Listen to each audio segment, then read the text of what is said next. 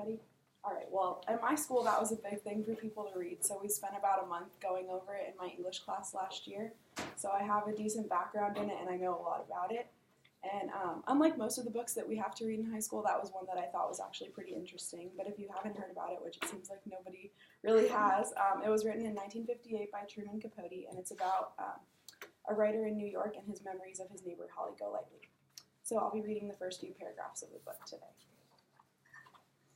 I'm always drawn back to places where I have lived, the houses and their neighborhoods. For instance, there's a brownstone in the East 70s where, during the early years of the war, I had my first New York apartment. It was one room, crowded with attic furniture, a sofa, and fat chairs upholstered in that itchy, particular red velvet that one associates with hot days on a tram. The walls were stucco and a color rather like tobacco spit. Everywhere, in the bathroom too, there were prints of Roman ruins, freckled brown with age. The single window looked out on a fire escape.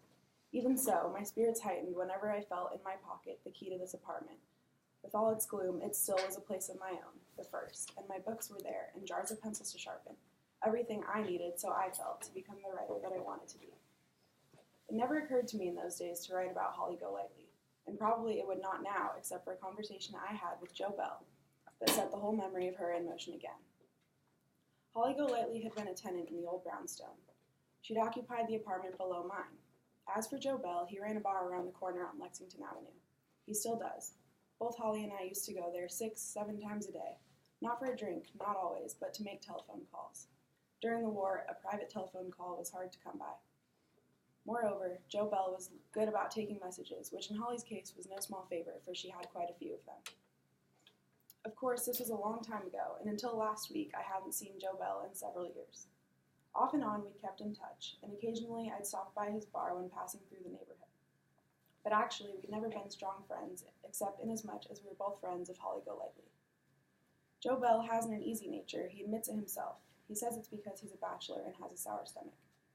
Anyone who knows him will tell you he's a hard man to talk to, impossible if you don't share any of his fixations, of which Holly is one. Some others are ice hockey, Weimaraner dogs, Our Gal Sunday, which is a soap serial he has listened to for 15 years, and Gilbert and Sullivan. He claims to be related to one or the other, but I can't remember which. And so when, late last Tuesday afternoon, the telephone rang, and I heard, "Jo Bell here," I knew it must be about Holly. He didn't say so, just, "Can you rattle over here? It's important." And there was a croak of excitement in his froggy voice. I took a taxi in a downpour of October rain, and on my way I even thought she might be there, that I might see Holly again. But there was no one on the premises except the proprietor. "You heard from Holly?" He fingered a leaf, as though uncertain of how to answer. "I can't say exactly heard from her. I don't know. That's why I want your opinion." He rang open his cash register and produced a manila envelope. In the envelope were 3 photographs, more or less the same, though taken from different angles. A tall, delicate man wearing a calico skirt and with a shy yet vain smile, displaying in his hands an odd wood sculpture, an elongated carving of a head, a girl's, her hair sleek and short as a young man's, her smooth wood eyes too large and tilted in the tapering face, her mouth wide, overdrawn, not unlike clown lips. On a glance, it resembled most primitive carving, and then it didn't, for here was the spit image of Holly Golightly, at least as much of a likeness as a dark still thing could be.